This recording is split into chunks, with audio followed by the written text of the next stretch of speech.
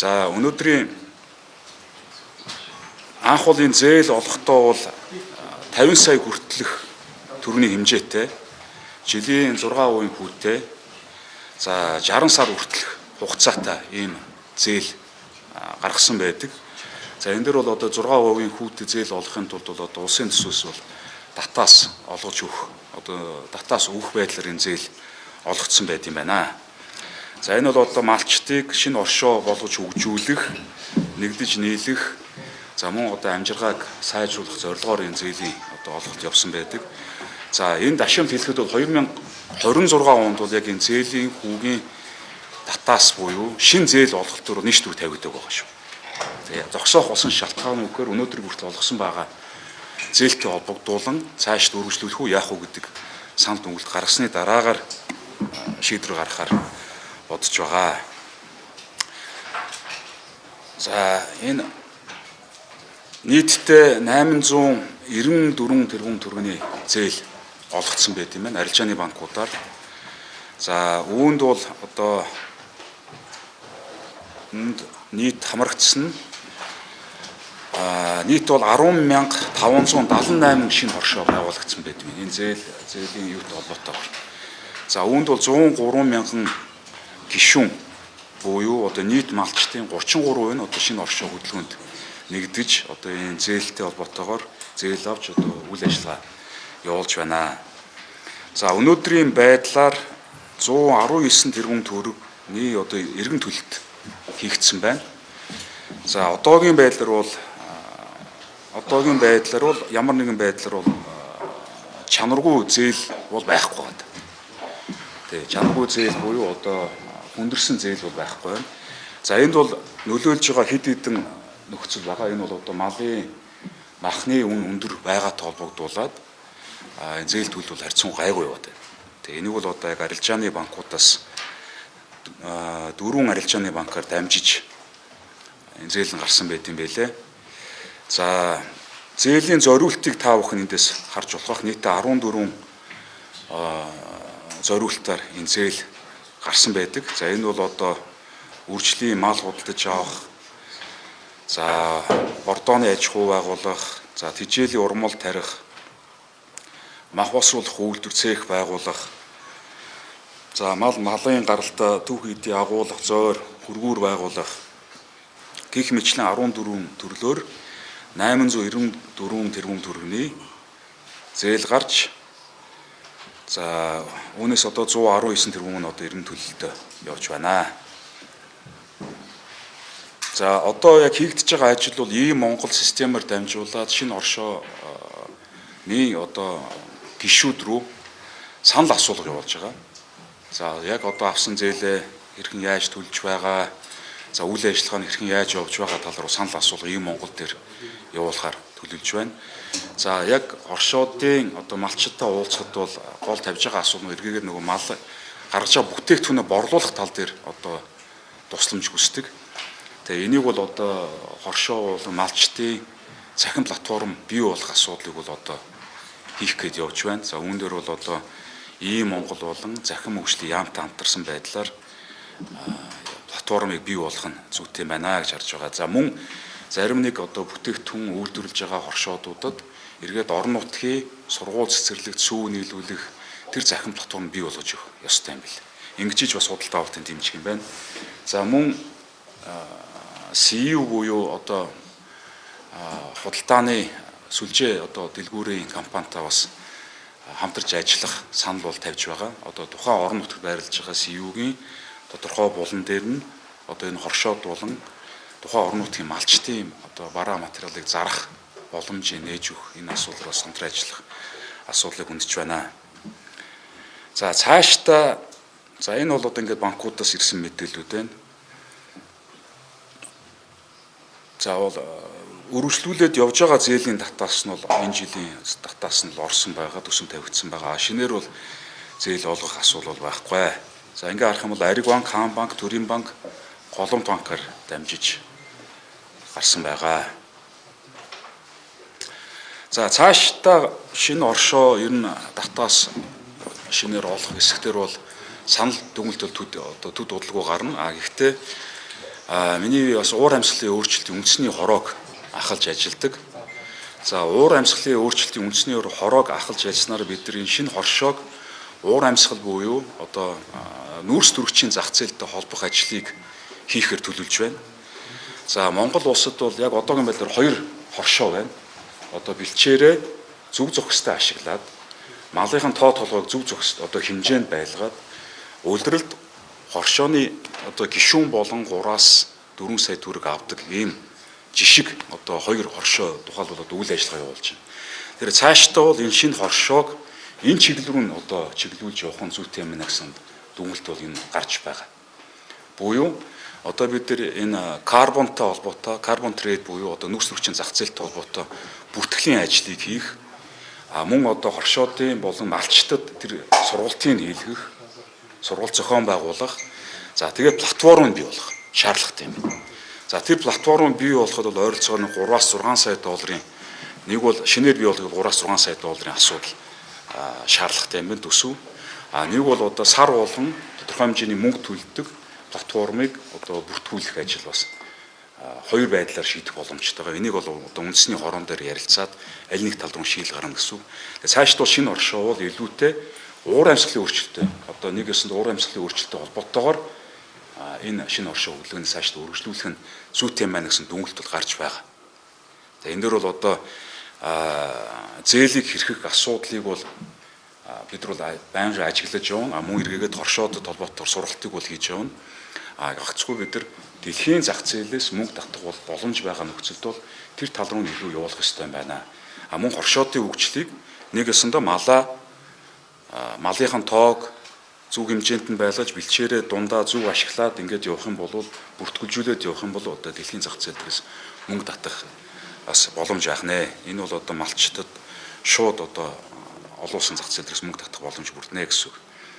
За шинэ оршоодтой холбоотойгоор бол одоо бол дундын хоршоо байгуулах бас өсөлтүүд их ирж байгаа. За энэ асуудлыг бол одоо бид нар судлаад явж байна. Одоо нэг ёсондоо одоо малжуулчлаа дараагийн шатанд яах вэ гэдэг асуудлыг бол одоо яг хоршоодын гишүүд ярьж байна. Тэгээ энэ дээр бас удахгүй санал дүгнэлт гарсны дараа та бүхэндээ мэдээлэх болно. За тэгээд дараагийн асуудалд орчих уу.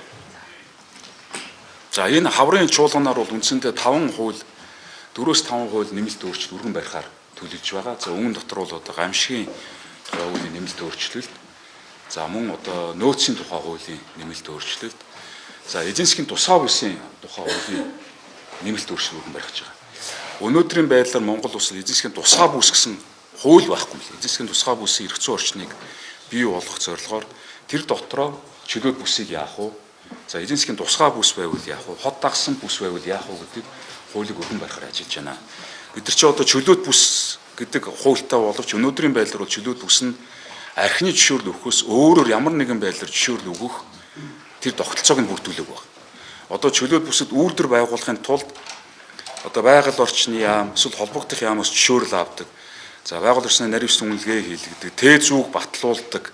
Ингэж явсаар хагаад чөлөөт бүс нь юус амь ороогүй энэ олон жилийн хугацаа өнгөрсөн байна гэсэн үг. Бид нар бол одоо шил дэд бүтцийн бий болгох мөн эргээд чөлөөт бүс дээр нэг цонхны үйлчилгээ үзүүлэх, зөвшөөрлийн нэг цонхны үйлчилгээ үзүүлэх, хөрөнгө оруулагчид нэг цонхны үйлчилгээ үзүүлж байж энэ чөлөөт бүсүүд бас амь орохор байна. Энэ 7 хоног замын үед ирээний чөлөөт бүс дээр хамтын ажиллагааны бүс дээр ажиллахад төлөвлөж байна. За дараагийн та бүхний бас анхаарал хандуулахыг хүссэн асуудал бол энэ лабораторийн асуудал байгаа. За өнөөдрийн лабораторийн нөхцөл байдал, за Монгол улсын эдийн засгийн нөхцөл байдал, Монгол хүний эрүүл мэнд, амь настай холбоотой асуудал бол ялчгүй лаборатори асуудал байна. За орон нутагт ажиллаад энэ асуудал нь ямар шүү дүр зурагтай байна гэхэд үндсэндээ лабораториуд маань ер нь бол Салангад уялдаа холбоогүй. За өнөөдрийн байдлаар одоо лабораторийн гарсан дүнэлттэй холбоотойгоор маргаан дагслах лаборатори тухайлбал Монгол улсад байхгүй. Нэг ёсонтой нэг лабораториос нэг дүнэлт гардаг, нөгөө лабораториос өөр дүнэлт гарахад тэрийг маргааны дасалдаг, аль дүнэлт нь зөв юм гэдгийг одоо жишээлбэл тогтоодог лаборатори Монгол улсад байхгүй гэсэн. За чанаргүй, за тэгээд чиг үүргийн давхар талтай нэг ёсондоо одоо нийт 20 салбар хуулиар яам болгоно өөрийн лабораторитой байна. Яам бол өөрийн лабораторитой. Одоо тухайлбал үйл ажиллагаа нэлээд давцалтай явдаг. Нэгдсэн бодлого байхгүй. За чадамж нэлээд суларсан. За ашиг сонирхол бол бас энэ лабораториор дамжуулж бас явагддаг асуудал бол илэрсэн байна. Лабораториор дамжуулж. Тэгэхээр энэ лабораторитой холбоотойгоор бид нэр стандарт хэмжил зүйн тохирлын хуулийг одоо энэ хаврын чуулганд багтааж буюу ойрын одоо хугацаанд өргөн барихаар бэлдэж байна. За үүгээр бол одоо энэ лабораториуд хараат бус болгох, бие даасан болгох, за үйл ажиллагааны илт тод болгох. За лабораториуд нэгдсэн мэдээллийн санг бий болохоор зорж байна. За олон улсын жишг нийцсэн нийцүүлэх ажлыг бас ажлыг хийнэ. За ингээд та бүхэн харах юм бол Монгол улс нийтдээ 400 лаборатори үйл ажиллагаа явуулж байна. Үүний 50% нь төрийнх, 50% нь хувийнх баг. За 50% төрийнх төр одоо шил та альч одоо аймагт очсон бай. Мал эмнэлгийн лаборатори байгаа, стандарт хэмжил зүйн лаборатори байгаа. Тэгээд бас ингээд 4-5 байгууллагын лаборатори байдаг боловч аль лаборатори нь юуг үзэх үү? Аль лаборатори нь ямар шинжилгээ хийх үү гэдэг нэгдсэн бодлого байдаг. За эндээс та бүхэн харж байгаа хэ. Нэг аймагт 3-4 лаборатори байгаа. Ижил төрлийн шинжилгээ хийдэг. Тэгээд тэн дээр чинь хүний нөөц нь давхцалтай ажилладаг. Нэгд одоо аль нь юугаа шинжилэх үү гэдэг салгаж өгсөн хуулийн юу байхгүй. За уралж бодсон байж байгаа дуусчдаг. За тэгээ нөгөө байр байшингийн зардал мардлаас ахуулаад хөрөнгө оруулалтын ч зардал, урсгал зардал ч гэсэн ингээд үргүү зардал гарч байна. За лабораторийн одоогийн байдлаар энэ хариуцж байгаа газрууд нь бол ийм газрууд байна гэж болж байгаа.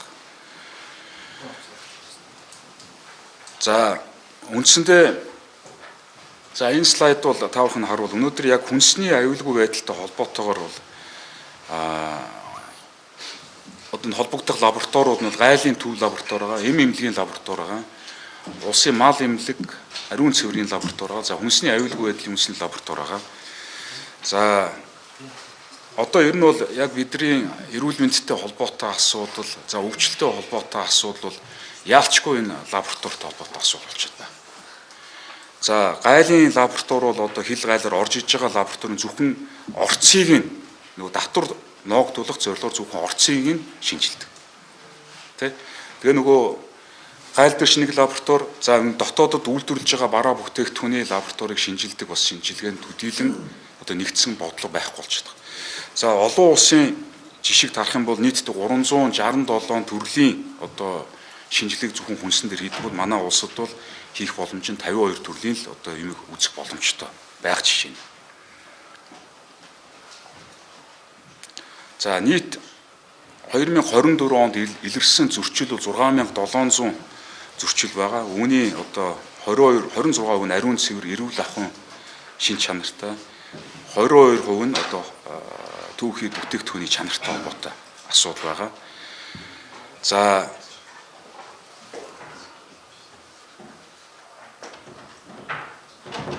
бас дахиад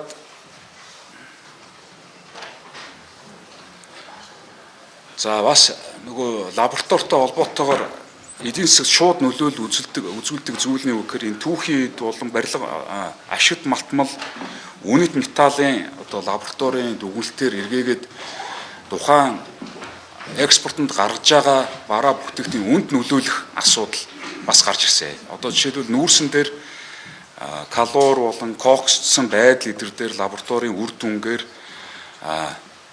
экспортын үн тогтоогддог.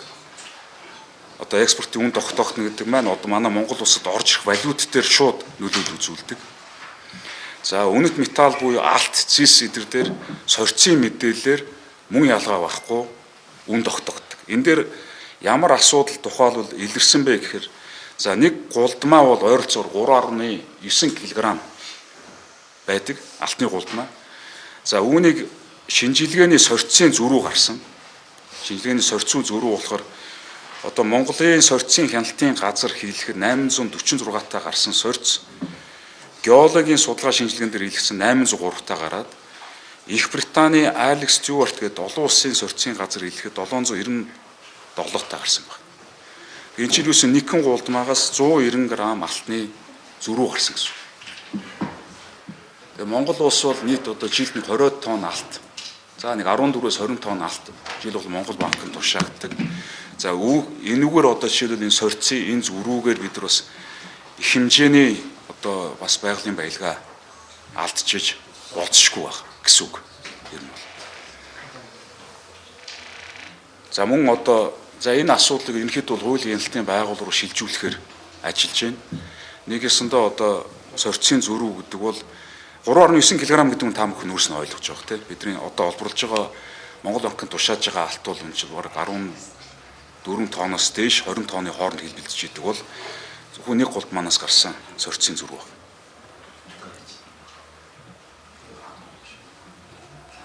За ингээд харах юм бол бид нар энэ лабораторийн асуудлуудаа ер нь нэг цэгцлэхгүй бол ер нь тэгээд хүрээлэн буй орчинч тэр эдийн засагч тэр хүнсний аюулгүй байдалч тэр ер нь бол асуудал бол нэлээд хүнд байна л гэсэн. Одоо октаны тоо хүртэл I92 гэсэн октантай бензин зарим газрууд I89-д тухайлбал гарч ирсэн байна.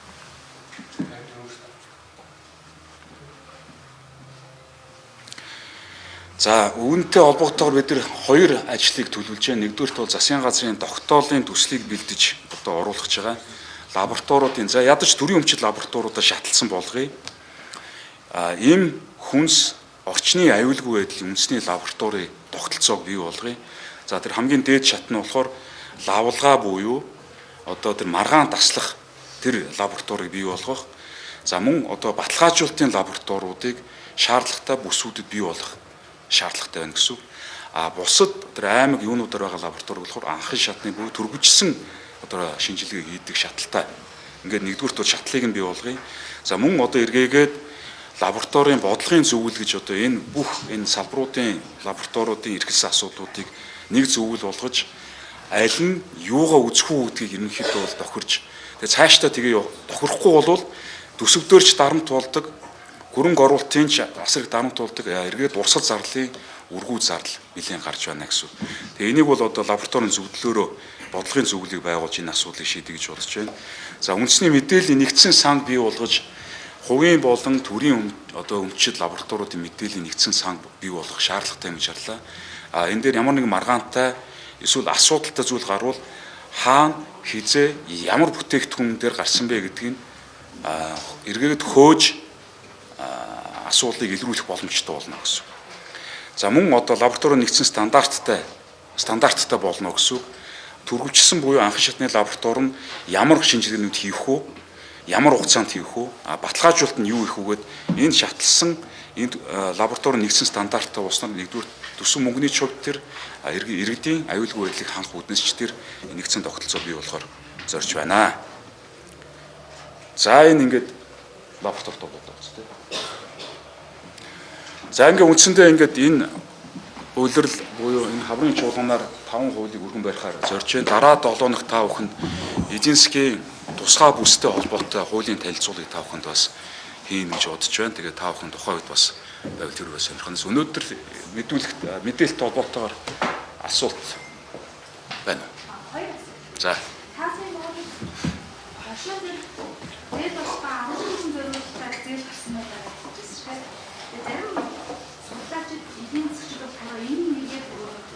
Зээл маань машин болоод ячиж ирсэн суусан дэжсэн юм байна.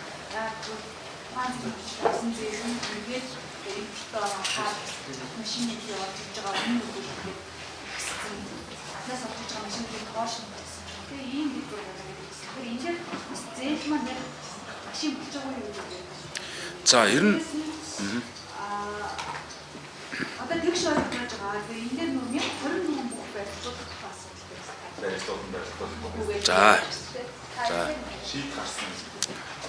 За нэгдүгээр асуулттай холбоотойгоор бол энэ хэрэглээний зээл болох хэрэглээний зээлээр ашигласан тохиолдлууд бол их байна. Тэгээ тийм учраас яг одоо байгаа хэлбэрээр цаашид энэ зээл бол үргэлжлэх боломжгүй гэж харж байгаа. Ерөөсөө л энэ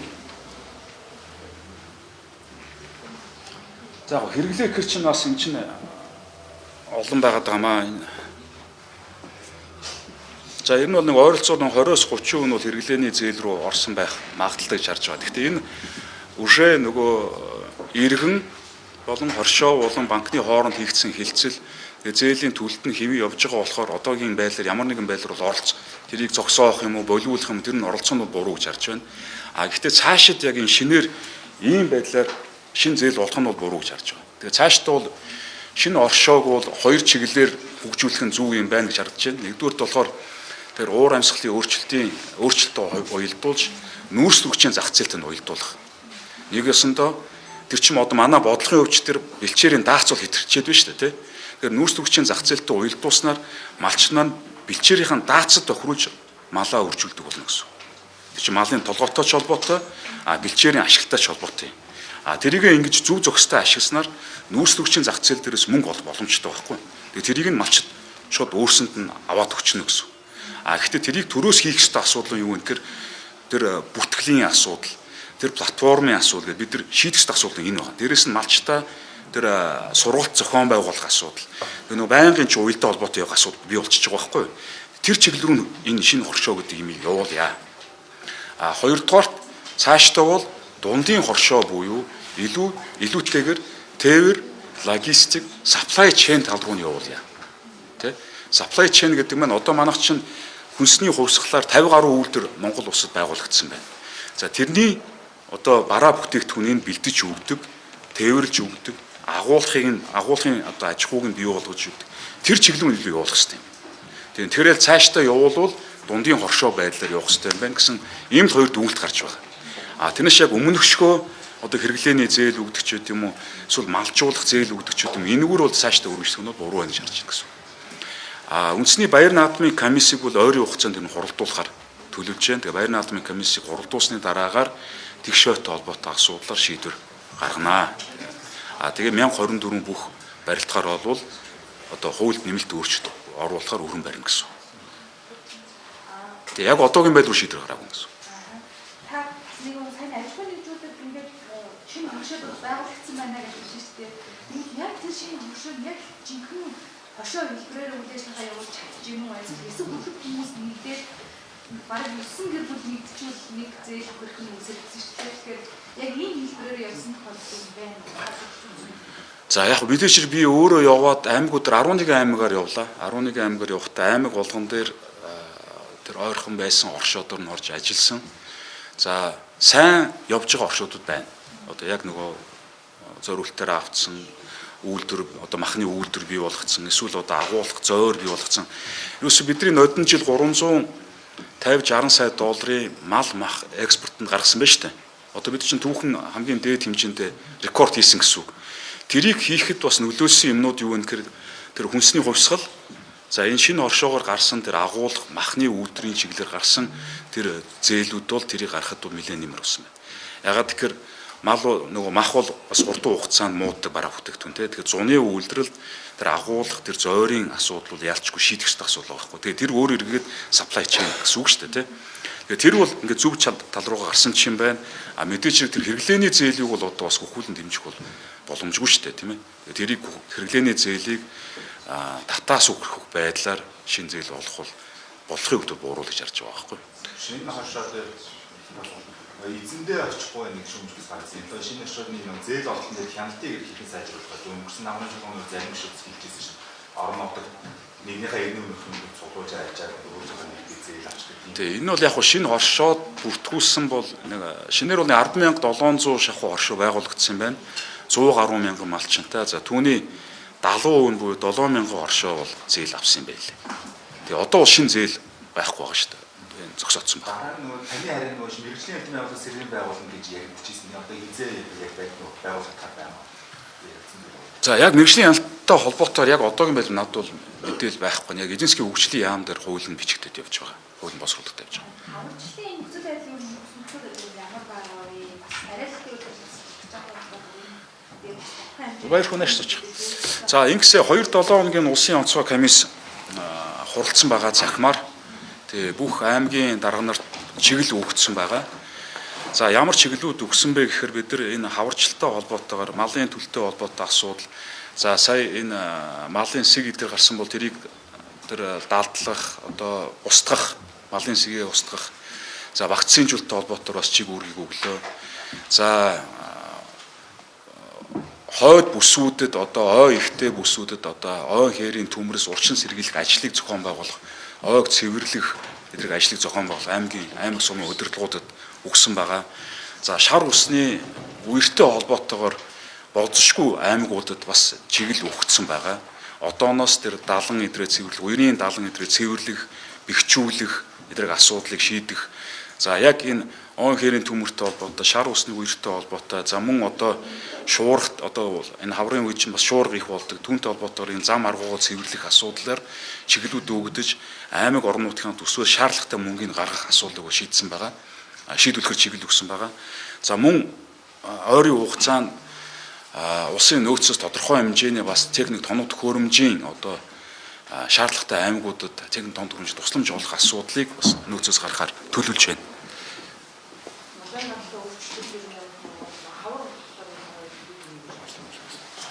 За